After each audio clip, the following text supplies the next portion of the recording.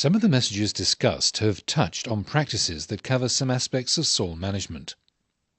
Soil management can be categorized under fertility management, structure and texture management, and conservation.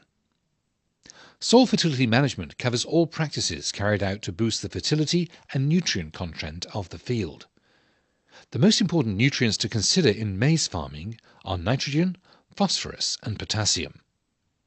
These nutrients can be added to the soil through inorganic fertilizer application.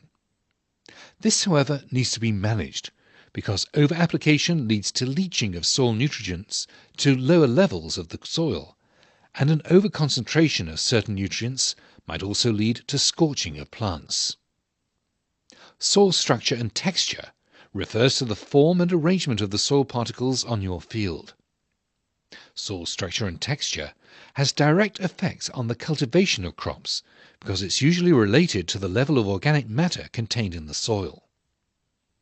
Even though inorganic fertilizers add nutrients to the soil, they do not affect the structure or texture of the soil. This is why you need to add organic matter to your soil regularly to improve upon the structure and texture of the soil.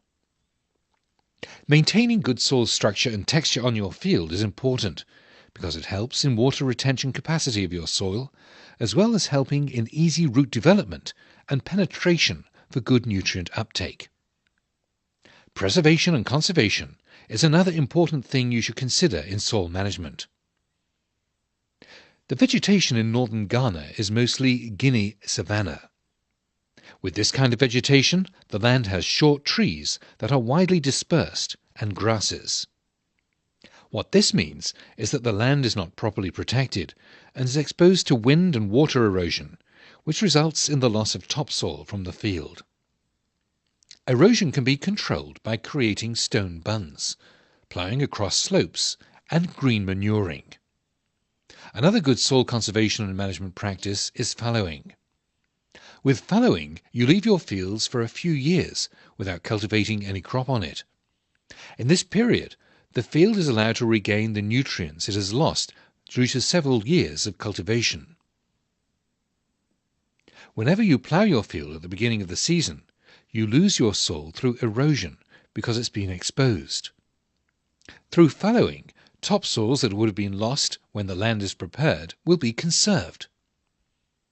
Contour bunding is another method of soil conservation, which is very useful on sloping fields. Using stones or organic materials such as felled trees and branches, create bundles and arrange them along the contour lines of the field. These will serve as barriers that will block the washing away of topsoil from your field. Over time, as the soil gradually deposits above each bund and is eroded below, rough terraces are formed that serve as a long-term control for water and wind erosion of the topsoil. Green manuring is a two-step process. First, you'll have to plant the field with leguminous cover crops after the earliest rains have arrived. This could be in February or March. These plants can survive on very little rain. After these plants have developed, and it's time for planting your maize, you should plough these crops into the soil. This practice is very beneficial because during the stage when they're growing, the plants serve as ground cover that protects your topsoil from wind and water erosion. The ploughing of the plants into the soil also incorporates organic matter into the soil that improves the fertility of the soil. If you apply all these practices on your field, your soil will be properly managed and conserved to support farming activities for you and your children's children.